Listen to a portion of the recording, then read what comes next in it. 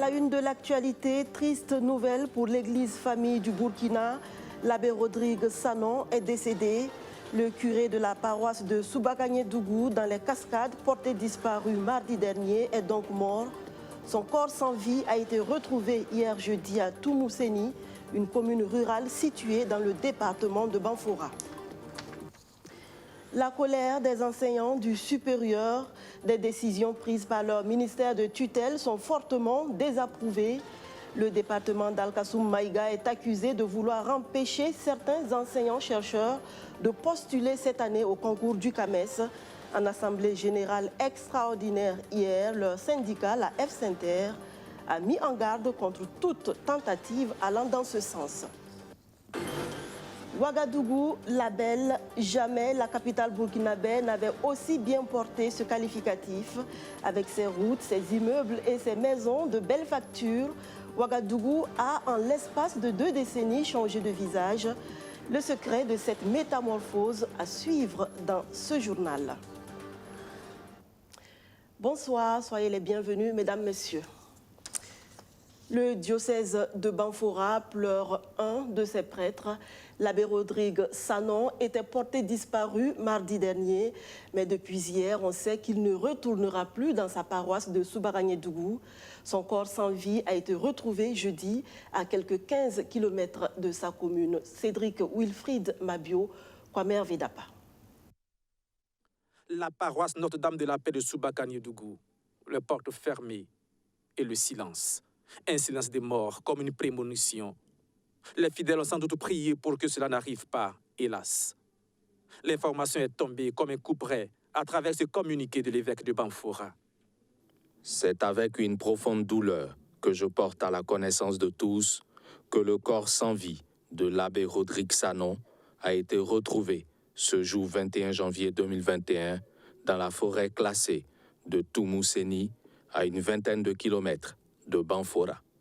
Comment ce drame qui a mis en émoi toute la population de cette commune rurale située à 45 km de Banfora est arrivé?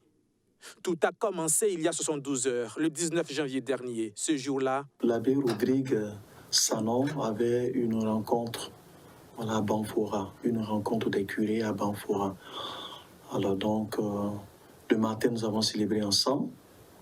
À 6h, 6h30, il a rangé ses effets. Et au plus tard, 7h05, 7h10, il a bougé du presbytère pour la rencontre qui devait se tenir à Banfora. Le prêtre n'arrivera jamais à destination, au contraire. Quelques heures après son départ, la nouvelle de la disparition de l'abbé Rodrigue Sanon parvient à sa paroisse. Après plusieurs tentatives de recherche entre nous, l'évêque m'avait donné l'autorisation d'aller déposer la déclaration au niveau de Banfora et au niveau de Soubara. Saisis, les forces de défense et de sécurité entament les recherches et retrouvent son véhicule vide, stationné dans le village de Toumousséni, à 20 km environ de Soubakagné-Dougou. Son corps sans vie est retrouvé le 21 janvier. Au sein des fidèles, on s'interroge et surtout, on se souvient des valeurs prônées par le serviteur de Dieu. L'abbé Rodrigue Sanon était un bon prêtre. Il prêchait la vérité selon la parole de Dieu et il ne souhaitait que la paix dans la paroisse. C'est la deuxième fois en l'espace de quelques mois qu'un tel drame se produit dans la région des Cascades. Le 17 janvier dernier, un employé de la SNC Soukou a été retrouvé mort à peu près un mois après sa disparition. Et cette question, ce soir, le ministère en charge des enseignements supérieurs et de la recherche scientifique veut-il fermer la porte du CAMES à certains enseignants-chercheurs? En tout cas, la F-Inter est convaincue de cela. La Fédération des syndicats nationaux des travailleurs de l'éducation et de la recherche des universités publiques en veut pour preuve certaines décisions prises par le département d'Al-Kassoum Maïga et qui tendraient à empêcher la participation de bon nombre d'enseignants au concours d'agrégation du Conseil africain et malgache pour l'enseignement supérieur. Une assemblée générale extraordinaire de dénonciation et de mise en garde a eu lieu hier. Benjamin Kwame. Amphithéâtre UFR, sciences exactes et appliquées, des enseignants-chercheurs et leurs syndicats à la place des étudiants. Pas pour un coup magistral, mais en pleine assemblée extraordinaire.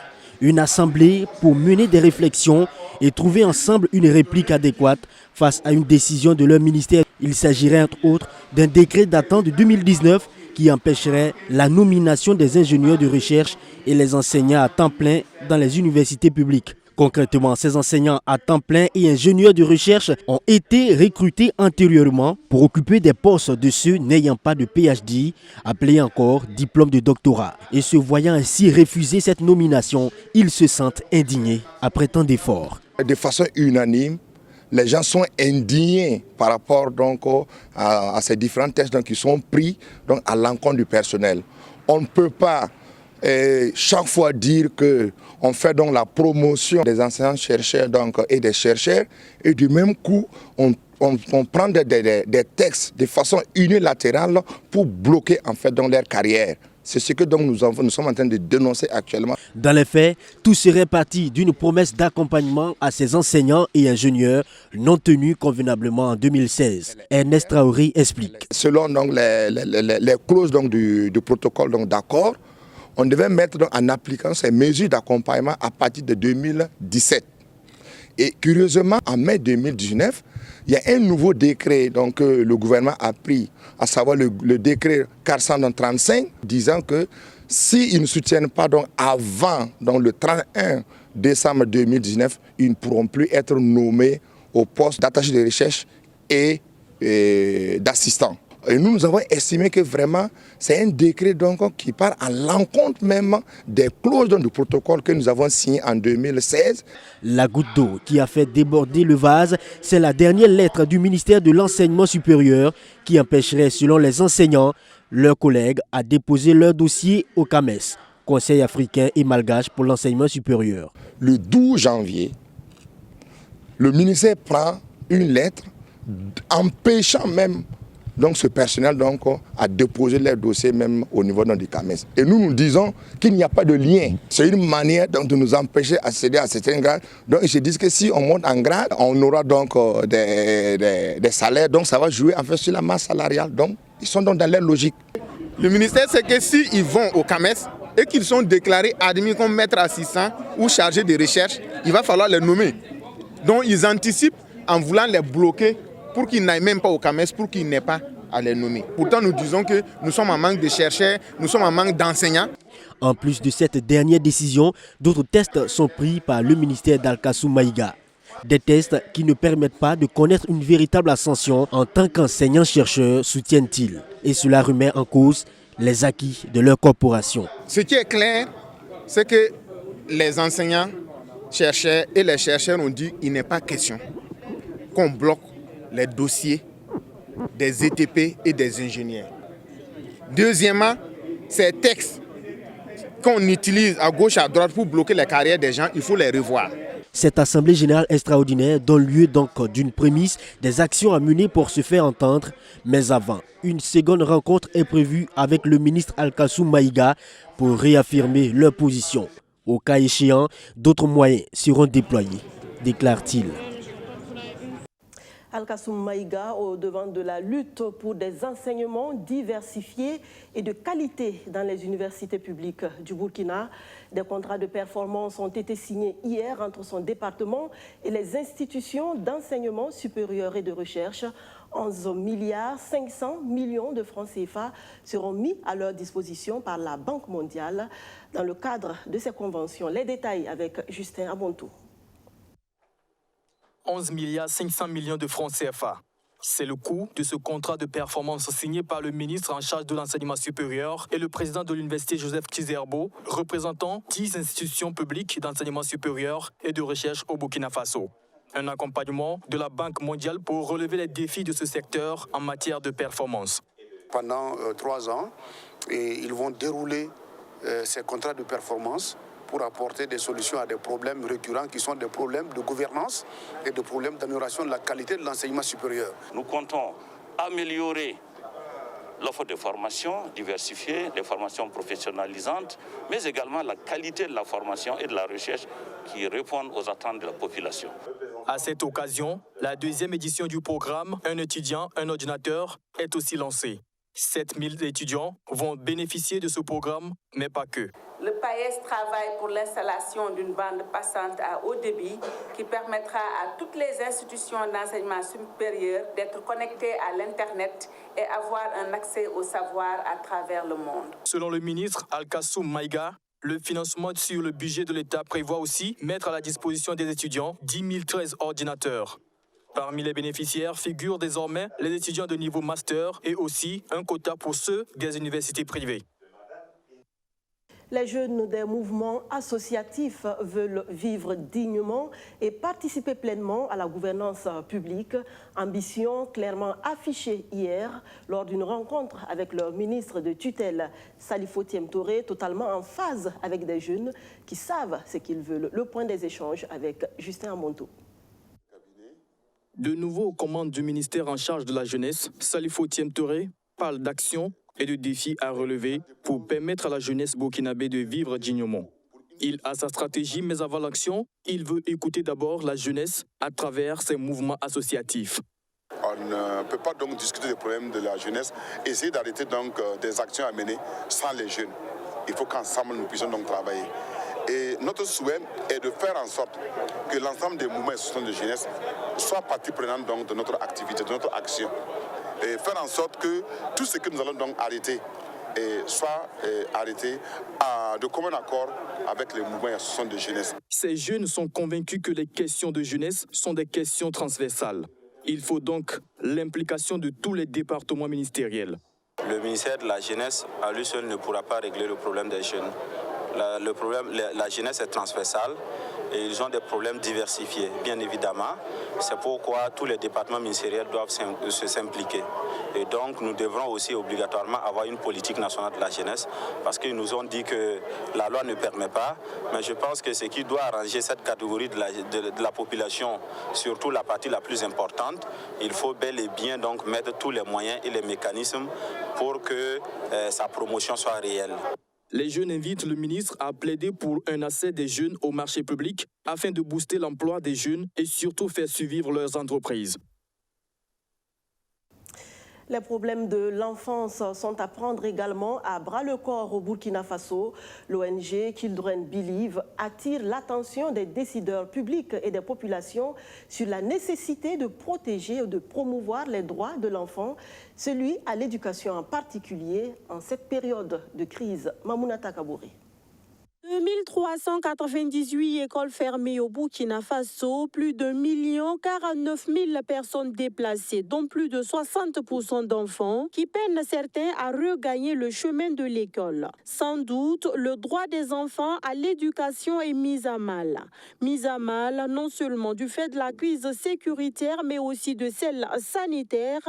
Comment garantir donc le droit à l'éducation en contexte d'urgence? La question préoccupe à Children Believe, d'où la tenue de cet atelier d'information et de sensibilisation à la promotion de la protection de l'enfant à l'intention des journalistes. Actuellement, compte tenu de la crise sécuritaire d'abord, plusieurs enfants sont privés d'éducation, tout simplement parce que les écoles sont fermées. Et quand on prend également la crise sanitaire à Covid-19, nous savons qu'il y a eu un impact considérable sur l'éducation. Donc cela veut dire qu'il y a un travail énorme à faire et c'est un travail de différents acteurs et chacun apporte sa contribution selon ses capacités et selon ses moyens. Et c'est cela qui va permettre de résoudre les grands défis qui se posent à l'éducation. Le temps d'une matinée, ces journalistes se sont familiarisés avec les notions de droit, de protection, de participation de l'enfant et d'approche redevabilité sensible à l'enfant.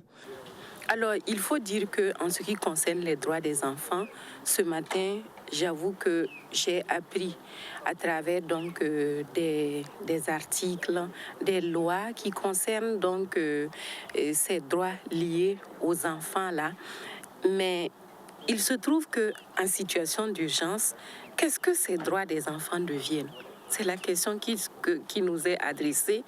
Et nous, en tant que journalistes, nous devons donc de faire en sorte que ces enfants donc, puissent bénéficier de leurs droits, notamment l'éducation.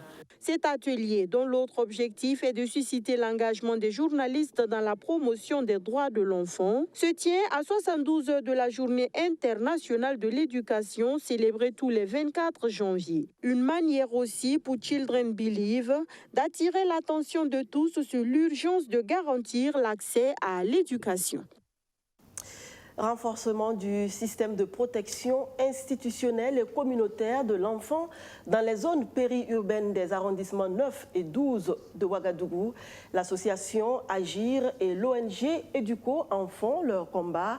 Avec le projet Respice, elle mène des activités visant à protéger les enfants contre les risques de mobilité, de violence et d'exploitation par le travail. Sur le terrain, c'est jusqu'ici la satisfaction. Archimède Boy. 6 mois après sa mise en œuvre, le projet Respice, renforcement du système de protection institutionnelle et communautaire de l'enfant dans les zones périurbaines des arrondissements 9 et 12 de Ouagadougou, dresse son bilan. Un programme orienté sur la protection des droits des enfants contre les violences et les exploitations par le travail. Initié par l'association AGI, Action, Gouvernance, Intégration, Renforcement, cette activité a connu un taux de réalisation de plus de 72%. Un résultat jugé satisfaisant par l'association. Pour les activités qui ont été mises en œuvre depuis le démarrage du projet, je pense que le bilan est quand même assez positif. Nous avons mis en place des clubs d'enfants et nous les avons formés. Aujourd'hui, ces enfants-là savent quand même ce que c'est que les violences faites aux enfants, ce que c'est que la mobilité précoce et aussi tout ce qui entoure l'exploitation par le travail des enfants. Ce projet a également connu un taux d'exécution financière de 80%, un chiffre dû à l'apparition de la pandémie de la COVID-19 qui a freiné la mise en œuvre des activités initialement prévues. L'ONG Educo est le bras financier de ce programme. On a beaucoup d'interventions dans les zones rurales et le constat est que dans la zone périurbaine de Ouagadougou, malgré la situation précaire des familles et des enfants, on n'a pas d'intervention spécifique qui cible cette zone. C'est pourquoi en 2018, Educo a décidé de faire une analyse de la situation des droits de l'enfant à la protection afin de pouvoir alimenter son intervention dans la zone périurbaine de Ouagadougou. À travers Respice, Agi et Educo veulent construire un monde où tous les enfants jouissent pleinement de leurs droits et vivent en toute dignité. Elles aussi ont des droits, mais à cause de la maladie, elles se retrouvent malheureusement en marge de la société. Les pensionnaires de la Fondation Rama souffrent de fistules obstétricales et leur prise en charge n'est pas du tout facile pour la Fondation. L'association Lady Sonia, libre et épanouie, a entendu leur cri de cœur. Magid Bakon. L'association Lady Sonia, libre et épanouie fait montre de solidarité à l'endroit de la Fondation Rama située à une vingtaine de kilomètres de Ouagadougou. Des vivres et non-vivres composés de sacs de riz, de savon et de pagne ont été offerts à cette fondation qui accueille des femmes souffrant de la fistule obstétricale. Une action pour soulager ces femmes devenues vulnérables après avoir quitté leur famille à cause de cette maladie. Ce don a coûté un peu plus d'1 million de francs CFA. Je devais visiter plusieurs fondations, j'ai demandé qu'on fasse des recherches, mais j'ai vécu à Ouaga pendant un certain moment et j'avais entendu parler, puisque je travaillais pour l'OMS en ce temps-là, des fistules. J'avais fait des recherches, mais je ne m'étais pas approfondie. Et entre-temps, j'ai vu un film qui parlait de ça. Mon cœur était déchiré, mais je me demandais comment faire. Et quand on m'a dit, mais on va le faire ici et tout, j'ai dit, cherchez, c'est sûr qu'il doit exister à Ouaga, ce cas-là. Et quand on a trouvé, j'ai dit, j'irai nulle part ailleurs que là-bas d'abord. Et donc c'est pour ça que je suis venue ici, parce que ça me tient vraiment à cœur. Et vous entendrez après, je crois fréquemment, aussi bien dans mes vidéos, dans mes mobilisations et dans les autres pays, je parlerai toujours de cette fondation-là, parce que c'est le cœur qui est là, quoi. Malgré les nombreuses actions citoyennes envers ces femmes, la fondation a encore des défis selon sa fondatrice. Toujours les difficultés de la fondation, c'est l'eau. Vous avez vu l'eau potable. On a un forage, le débit est très très faible. Et on est obligé d'acheter au moins 5 à 4 polytanks d'eau par jour. Parce que des fois, on se retrouve ici avec 40, 50 femmes. Et elles doivent mener des activités génératrices de revenus. Comme le tissage, il faut laver le fil. Vous avez vu la maraîchiculture, parce que ça consomme beaucoup d'eau. Ça, c'est déjà un problème. Vous avez vu que le centre n'est pas clôturé. Et quand il fait chaud, compte tenu que les chambres sont petites et elles dorment à 20-25, elles sont obligées de dormir dehors. La Fondation Rama, créée en 2006, accueille chaque année plus de 200 femmes malades de la fistule obstétricale. Grâce à l'accompagnement des partenaires, nombreuses de ces femmes arrivent à retrouver la santé et retournent en famille, selon la fondatrice de la Fondation. Après la guérison, elles sont formées dans des métiers de tissage, de jardinage et de commerce, afin de faciliter leur réinsertion sociale.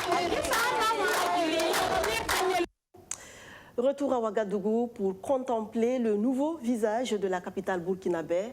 Vous l'aurez constaté, ces 20 dernières années, Ouagadougou, toujours en chantier, laisse pousser des bâtisses en quantité, mais surtout en qualité. Les constructions sont réalisées avec plus de fantaisie et de finesse et les architectures sont de plus en plus belles. Un changement de goût qui s'expliquerait par un changement même de mentalité. Dossier conduit pour nous par Roméo Kueta. Lorsqu'on circule dans Ouagadougou, il ne passe pas inaperçu. Les immeubles, les grands bâtiments, qu'ils soient publics ou privés ou encore qu'il s'agisse des domiciles personnels, Ouagadougou a littéralement changé de visage sur le plan des infrastructures immobilières ces 20 dernières années, aussi bien qualitativement que quantitativement. C'est du moins l'avis de certains Ouagalais qui ont assisté à l'évolution de la capitale sur ces 2 dernières décennies. Ces 20 dernières années, nous voyons beaucoup d'infrastructures dans la ville de Ouagadougou, et des infrastructures modernes et des infrastructures à hauteur et de très bonne qualité. Par rapport à il y a 20 ans, le changement est très notoire. Oui.